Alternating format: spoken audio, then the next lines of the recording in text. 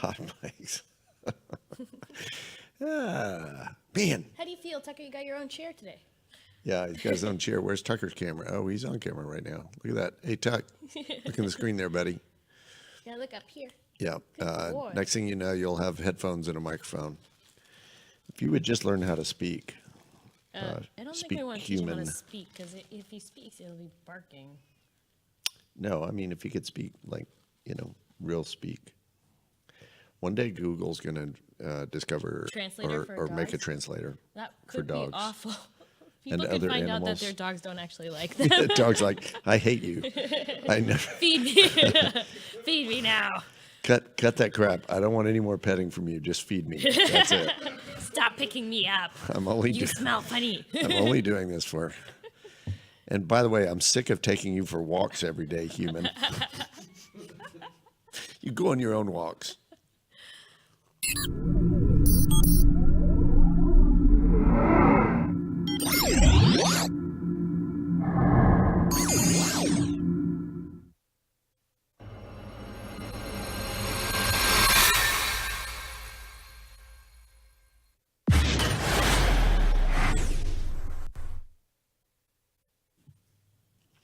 When the student is ready, the teacher arrives. The problem is most people aren't ready. Now is author Daren Martin. Culture is the game. If you don't change the culture, you don't change the company. Great cultures over the course of 10 years will yield a 746% increase in your net profit. Holy moly! 1% in the top 1% is worth 12 in the bottom 1%. Called the culture architect for a reason. We need to get into it. Okay. Welcome back to Company Culture with Daren Martin. And Elise Martin. Hey, man, it has been raining like crazy. Freezing. It's awesome. And it's So cold. cold. Oh, fall is my favorite time of year. So, but man, it seems like forever since we've been in the studio. Forever. Yeah, we missed a couple of weeks. Well, we were out of town. We had some travel going on, some speaking going on, but we're back. Then the hurricane happened. Then the hurricane happened. Yep. Yes, everything got rescheduled. Yep. So when the student is ready, the teacher arrives. That has always been one of my favorite little sayings. So what does that mean exactly? I think what it means is that you can't learn something unless you're prepared to learn it. Or willing. Truth can jump up and pop you right in the face. Right. But let's back up a little bit. Yeah. How many people do you think on average are living the life that they want to be living? 1%. How many companies are performing at their peak? 0. Okay. Wow, that's an even smaller number than 1%. I think by and large. Okay, when you say companies at their peak, I mean, let's think about this. I mean, there's always room for improvement, right? Of course. What's a peak? Is the peak like where we just stop and fall off the other side of the S curve? Fair enough. This right? is my analytical wife's brain at work. Very true. But so anytime lately when I've been speaking, I start. Sometimes I start with raise your hand if there's something in your life that if that thing were to change, it would make your life immediately better. Raise your hand if there's something at work that if that were to change, it would make things. So there's a lot of wanna, coulda, shoulda, woulda. Wouldn't it be great if? Wanna, but shoulda. how many people are doing what the great Gandhi said, which is be the change you want to see in the world, right? So, in my experience, and I'm trying to figure out how to not make this show a complete downer because that's not the point of it. But in my experience, many, many people want what other people have. Mm-hmm. They don't want to do what they did. Everybody wants to ride the coattails of somebody who's already done the work, right? Yeah, which, by the way, there's nothing wrong with taking someone else's progress and jumping on that. We do this on a regular basis. We find somebody that's doing something we like on social media or deal, and then we'll replicate it, or we figure out break the code and figure out how to do that in an even better fashion. So we're constantly doing what the great Austin Kleon talks about, steal like an artist. In fact, my book format is a replica of steal like an artist. It's not Austin's replica. A replica would be an exact. No, but it's same size, same format. And yeah, concepts absolutely. Yeah. But I mean, Austin. Sorry if you want to complain about it, but you said steal like an artist, so I did exactly that. Great inspiration. He was an inspiration to you. But yes, absolutely, as many people have been. So I tell people all the time that I have the most phenomenal coaches. I mean, if you knew the list of my coaches, many of whom are dead. And How no, do you I'm not. talk to them with candlelight? Yeah, we do seances at the house. No, but I'm constantly learning from other people because we read. Sorry, Is Halloween's that coming what a up. seance looks like? I guess. I don't know. We read. That's what I imagine. I imagine people holding hands and singing Bloody Murder or something. I don't know. My cousins used to do it when I was 5. It was very creepy. Whatever you do, don't play with the Ouija board. Okay. I've never done that. Never but done it's that. supposed to I've be never seen one really either. bad mojo. I just never touched them. So, Anyway. but we are getting far afield here, Miss Elise. Sorry. So, do you think though that it's true that a lot of people want what other people have, but they don't want to do what they did? Yes. They don't want to do what No, they it's true. do. I used to have a friend, and he would talk a lot about his problems, and I would say, "Well, you can do this." No, I can't do that. Well, you could do this. No, I can't. I call do that skeet shooting. Skeet shooting is when you come up with a solution to But- somebody's problem, and they just keep. That will never work. But they're sitting That there will never telling work. you how awesome it is that you have X, Y, Z, and they want to know how to get there. So you're trying to tell them how to get there, but they just keep skeet shooting it down. Yeah, and You know? when you realize that so much of life and so much about skill sets and all of that is the true 10,000 hours, right? You get there by doing it. When people say, "Well, I want to be a speaker. What should I do?" I'm like, "Speak. You know, go find somewhere. I want I to be don't a care. writer, right? If it's in front. Start writing. Yes, exactly. And there's a lot of hopes and promises. And one day I'm going to. I know a guy. That sounded very. I know a guy. I know a guy. I know a guy. Who can take care of this situation for us. I know a guy. So I know a guy that works a job. Okay. Job? As in a has- job or A job. He has young kids at home. He works for a very large company.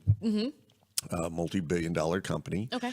Very good, cushy, nice job, right? Okay. Goes to work, regular deal. But in his heart, he's a novelist. He wants to write novels. okay. I'm telling you, I was at this company for a while. I was coaching for a couple of years. And occasionally I would say, "Hey, have you started writing?" No, don't have time. The kids, the da-da-da. No, look, I mean, a book, if he's a good novelist, a book could completely change his life. I mean, it could turn things around. You know the book, not a big fan of it, Bridges of Madison County. Bridges of Madison County was written by a dude, okay? It really hacks off some of the female romance writers. I'm not going to attest to that as my sister, Sabrina Jeffries. She is a female romance writer. Right. But some dude writes his first book and it becomes a bestseller, becomes a New York Times bestseller overnight. Now, how does that happen? But evidently Girls like dudes. Yeah, girls like dudes, and they like stories about unrequited love, and It's written by a dude. Maybe there's some cool insight there. well, it was just a cool story, albeit whatever. But the point was, he wrote that book because he lost his job. And he wrote that book in 3 months because he was going to be broke. So- and then the universe just smiled on him, and guess what? It became a big hit. So he got forced into. He was forced into it. So he, like this guy I'm talking about, could have written a book a long, long time He ago. could have taken a sabbatical from his job or quit. Yeah, quit or just quit. to pursue his Or- dream. look, Take some time, save some money. If you write one Prepare. page a day, Yeah. at the end of the year, how many pages have you written? 365 pages. Depending on the lunar cycle, it might be 364.5. Got to be specific. You asked. Oh my goodness! Did I tell you the guy that when I spoke for the Presidential Scholars? That sounds very. It was actually very cool. I did a 3-hour closing address for the Presidential Scholars. Okay. And before that, people from the Bush administration came. It's a Bill Clinton, George Bush thing, right? And they came, and of course, George W. Bush, our neighbor, lives in Texas. Was He's not our next door neighbor. He's our Yeah, state he's not our next door like neighbor. In our like, He's in our around. sphere. He's the here. He's in the bubble Yeah. of Dallas. So at any rate, he had his press people there, or people that had been on his cabinet. And Right. I don't remember who, it was like the chief of staff or somebody, had been with him for 8 years, for Okay. two terms. He wrote an article called George Bush is Smarter Than You. Well, So, because when you think about it, George Bush was not viewed by the public and the media as being very smart. I mean, he used words like nuclear but and how all else did this. he become president if he wasn't smart? Well, I mean, granted. But the point is that people didn't view him that way, and yet in reality, he was wicked smart. So, at any rate, I don't know what that has to do with anything except that Elise Martin. There was no point here? Elise Martin is smarter than you. She really is. So, okay, that was a compliment. Oh. Okay. I'm not, So I'm not smarter. there's I'm not smarter than anyone. I'm just the average person. I'm just very normal. Don't want to be smarter than anyone because the person that thinks that they're smarter than everyone is actually dumber than everyone. and doesn't do what we're talking about. The student is never ready for the teacher to arrive when you don't realize you're a student. In fact, I just did a speaking gig recently, and I said, and there were what 400 people in the audience. Some of them were students. I love that college students. And I said, hey, if you're a student, stand up. Guess how many people out of the 400 stood up? About 20. The students. Because those were the people who are had the title enrolled in students. school. Right. And then I went ahead to bust out the rest of the audience and said, by the way, that's literally what I meant. I was talking about people who are actually in school. But when someone asks if you're a student, you should stand up because the best people in life are ongoing students. So it's about your willingness to learn. I was on an elevator a while back. I had a big speaking gig for a company, and I get on the elevator, and the lady's like, "Oh, it's just one of these conference things and a bunch of stuff." And she's like, "Man, there's nothing more for me to learn. I've been doing what I've been doing for 20 years." And I'm like, "Oh, wow." So there's actually a parable. Oh yeah, in the New Testament. You want me to tell the story? Tell this story. I love this story because I always imagine like girls in these flowing dresses carrying. Go ahead. Yeah, I'm gonna spoil the story. The bride and groom are getting married, and they are not there yet. So all of the bridesmaids or all of the guests are waiting outside, right? All these bridesmaids to join in the festivities, waiting outside the gates of the big castle, whatever it is. Half of them brought extra oil. Okay, so the bride and groom don't show up for a long time. And so the other half only brought enough oil for what they thought was going to take the time to get in. Well, all of a sudden they're running out of oil, and they look at the other people who have the oil and said, "Hey, share your oil with us so we don't miss it, just in case they show up." You know. And the people who had the extra oil said, "No, I'm not going to give you my oil." Right. So they go off to buy oil. In the meantime, the bride and groom show up. They go into the gate. All of the bridesmaids who had the extra oil, of course, go in, and then they shut the door. Nobody else is allowed in. So the other bridesmaids that ran and got their oil, they come back, and the door's shut. Darn. Yeah. So that's always been kind of a mystery to me, like what's that's all about, until I saw the great Scott Peck. Scott Peck wrote The Road Less Traveled. Have you ever read that? Yeah, it's a great book. Ziggy, you ever read Road Less Traveled? I have not read that one. It was on the New York Times bestseller list for about 700 years. No, I mean it really was back in the day, like maybe 20 years running or something. It was just so this. cool if you can be on the New York Times bestseller list for 700 years. Has the New York Times been around 700? No, they haven't. It was this cataclysmic, though, just book that was very eye-opening. It hit a generation at just the right time. The very first line of the book is "Life is difficult." Now, I don't necessarily agree with that as a premise. You know this. But at any rate, so I heard Scott Peck speak, and he was talking about that particular parable. And he said, I believe what that parable is saying is you can't share your preparation with somebody else. You can't share your preparation with somebody else. You can't take what I've done as a speaker, Right. which is be in front of, 10,000 hours. a lot of audiences in all sizes, right? The practice that I've done, the learning that I've done. I was telling somebody recently, I said, I want to be a speaker. I was like, look, for many, in the speaker world, we're kind of breathing rare air, right? Right. For the amount that we get paid and the opportunities we get, it's a dream job. But we fought and worked our way to that place, and we still do. Yes. We still have to. We still work So very hard. I'm reading I've got 2 books on speaking that I've just recently read, and I can't wait for Ann Bruce's book. And you think about the to show level up. that you're on, and you're still learning, right? Because Yeah. you're constantly learning. A constant student, and a constant student is that's how you get to where you want to go. Keep Yeah, learning. absolutely. Stop So- saying I know everything. I don't need to learn anymore. Yeah. I had a woman yesterday. We met someone for brunch, a couple, and she says to me, "Oh, I want to do this. I want to do that.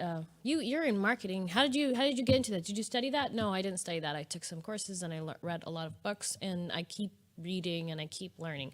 And she said, "Wow, how did you learn how to learn by yourself?" I'm like, "You just start." It's a passion. I don't know. It's like Tucker, and I never had a dog, so all of a sudden, 3 dog books later, and tons of online research, documentaries. I'm just voracious, right? Right, But which is student, what you did when continuous student, you had your bird. You Right. study. You know so much about birds, Right. but it was because you were fascinated with the subject. It's because I So- want to know. I want to know about everything that I'm dealing with. So if you want to hire a guy to manage your YouTube channel, why aren't you a student of that before hiring that person? Don't get mad that you hired someone. Speaking of which, by the way, Our YouTube guy is amazing. oh my, wow. Amazing.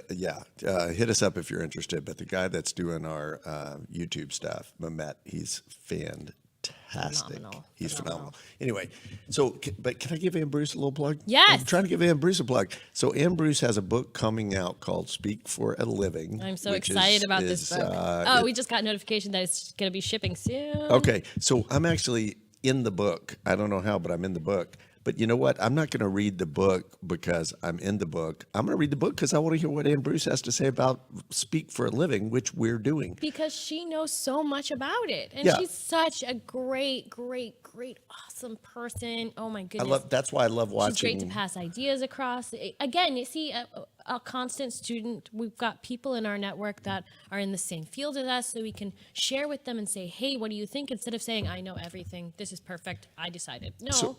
So I actually have a quote. I think it's in Whiteboard that says, "Beware the person who is always the teacher, never the student." It's actually in Whiteboard Part 2. Whiteboard Part 2. There is no Whiteboard Part 2. Yes, there is. It's in the cupboard. Okay. No, baby. I think it's in the actual No, whiteboard. nope. It's in Okay, Whiteboard anyway, Part yeah, 2. I have- remember you I have showed me started working Whiteboard. on- Yeah, I have started working on It's in Whiteboard Part Whiteboard 2. Part 2. So But it was soon. actually based on the guy that I used to know who was always the teacher, never the student.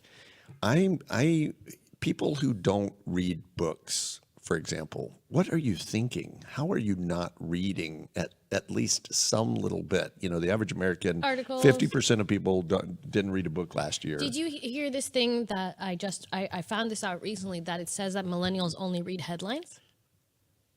What? Yeah, it says that most of them only read the headlines. So they go through the news and they just read the headlines. Unless the headline is catching, they're never going to read the whole article. Well, I mean, we live in, there's so They're much actually doing information. testing with fonts, and they're saying certain fonts cause them to actually read the headline so they don't skip it. Okay, so Crazy. This could actually be a Martinized, but it's not going to be. But one of my pet peeves is books that go on for 800 pages that could be about 80. Yeah, Okay. that's true. Because the headlines really are where the action's at. Don't bury the lead. Sorry, that's a great thing about haiku and poetry. You're forced to say something in a small segment of time. And when you do that work, sometimes it comes out better. But man, we have been all over the map. But I think but the principal part of what we're talking about is when the student is ready, the teacher arrives. Are you ready? Are you a ready student? And what I would ask you is, what are your disciplines? What are your practices that you're doing? What are you learning at work? You may already know your job. Great. Are you learning other people's jobs?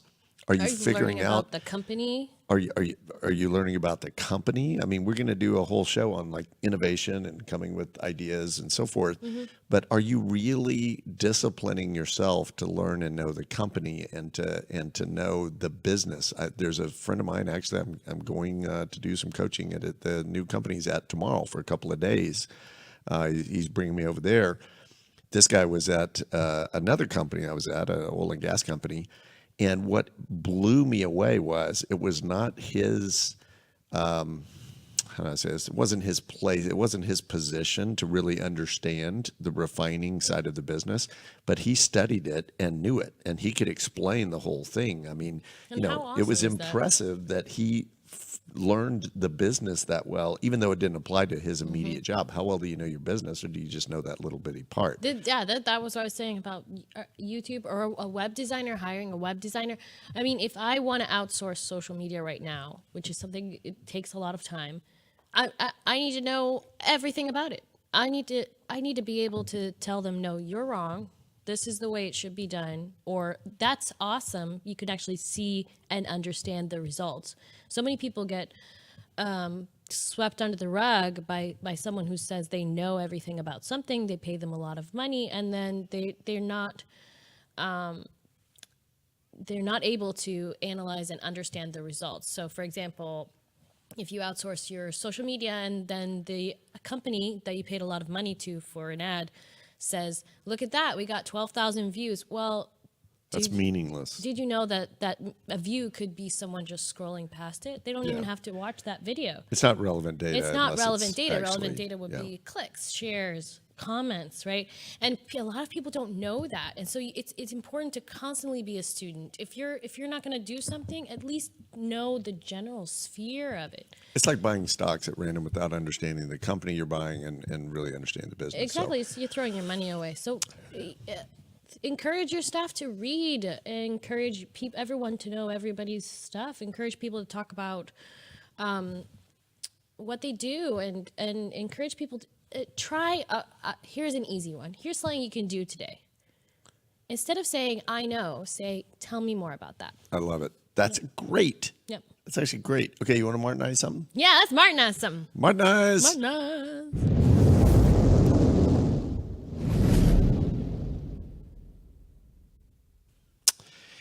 So somebody is coming to our place today to move the internet box. Finally.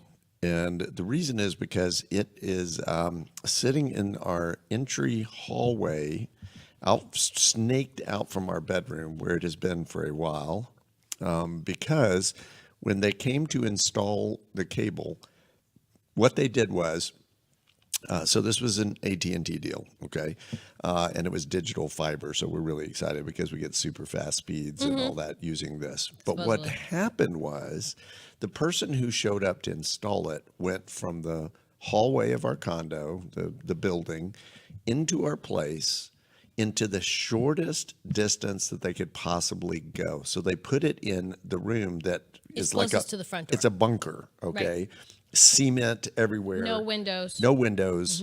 It's like putting it in a closet. Yeah, it's like putting it in a closet. So instead of going, because previously the internet had been up in the half floor so they could reach kind of throughout the place, reach out on the balcony.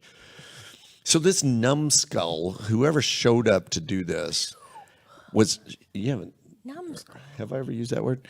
I don't. So this I don't like numbskull, that. No, okay, just someone who's not paying attention to their job and is not following the golden rule, do unto others as you would have them do unto you. Because what would have happened was he or she would have walked into the place and gone, where is the optimal place to place the internet? Especially if they didn't have instructions. They don't have time, right? I know they have to do 100 of them at once, right? I'm sure there's a, perspective. There's a different point of view. Their whole, maybe they're being pressured. They still need to go in and say, if this was my house, where would I want it? Where would I want it? And that's just doing good business. They did it when I was out of town or something.